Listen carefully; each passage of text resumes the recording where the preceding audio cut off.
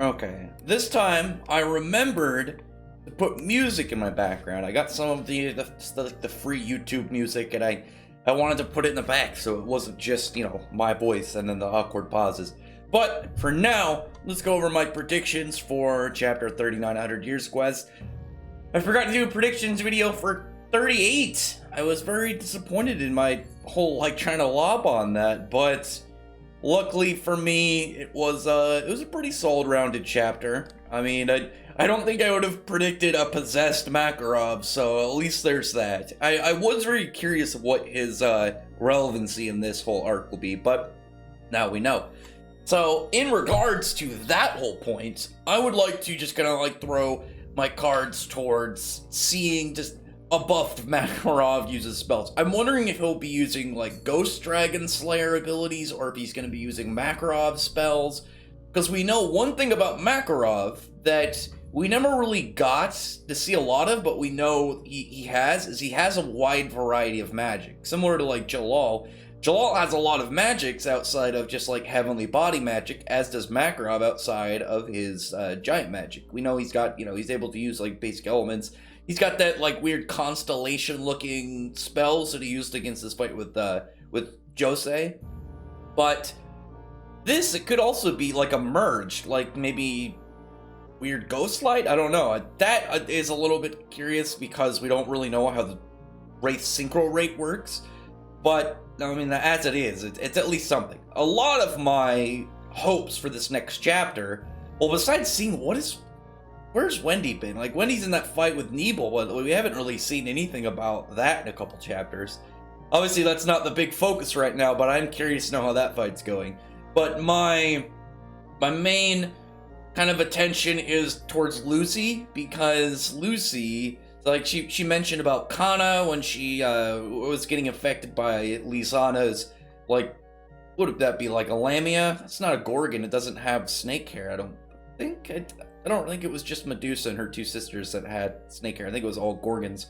But she thought of Kana, and then she's an idea. And my guess is she's gonna go use Gemini, copy Kana's magic, and put her within a card.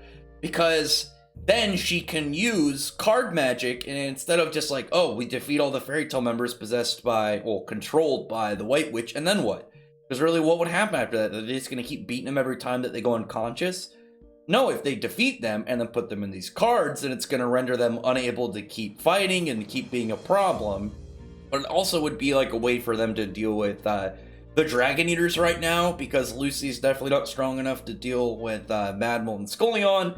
But some hacks putting people in a tiny little pocket dimension is very much a solution to that. And the only person out of the Dragon Eaters that would be able to really deal with that, I mean, I doubt she'd be able to grab Wraith regardless, so I don't count him, is probably Kyria, because we know that Ikaruga was able to do stuff with it because she could cut through areas of space, and Kyria being, a blade dragon, I imagine, this is an assumption, it's not been proven yet, I imagine that she has the ability to kind of do that as well, just because I assume that when it comes down to oh yeah, I have a bladed character, how am I going to be really displaying them? Because we don't have a lot of sword characters in Fairy Tail, to be perfectly honest.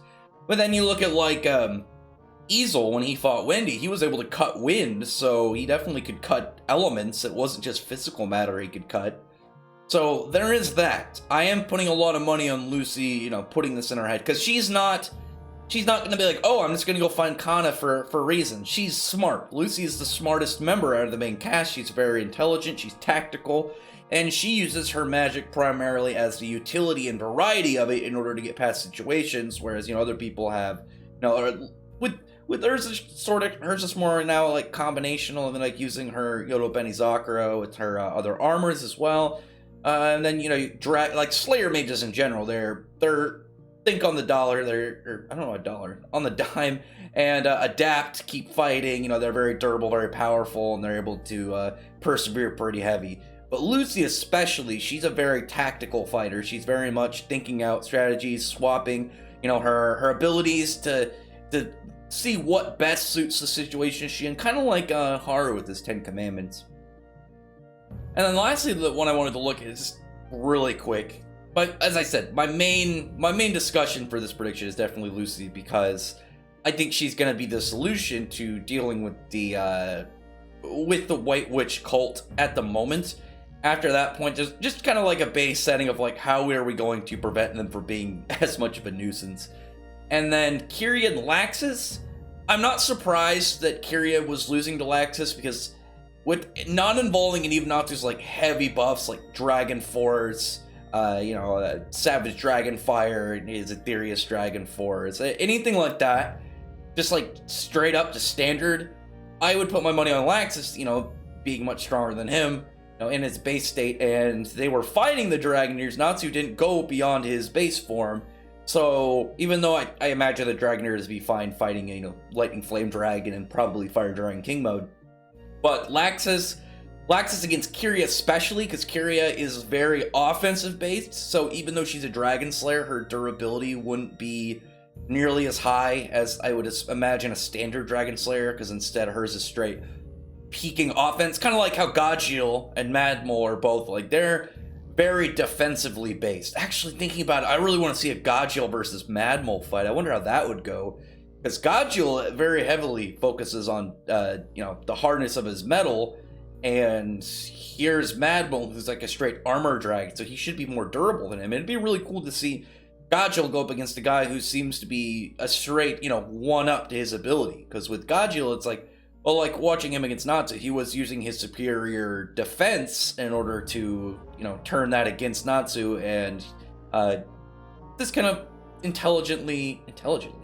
strategically use it. Whereas with Mad Mole seems to outside of Aurora, I imagine Mad Mole has, higher durability, higher, like, raw physical strength. I want to see that. But anyway, comment below, tell me what your predictions are on the chapter. We should be getting it on Tuesday.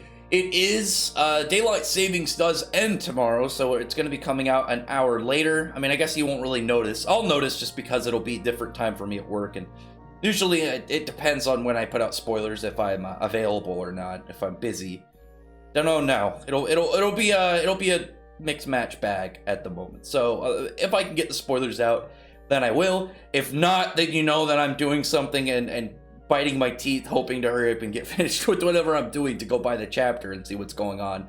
Avoid spoilers until I get to it.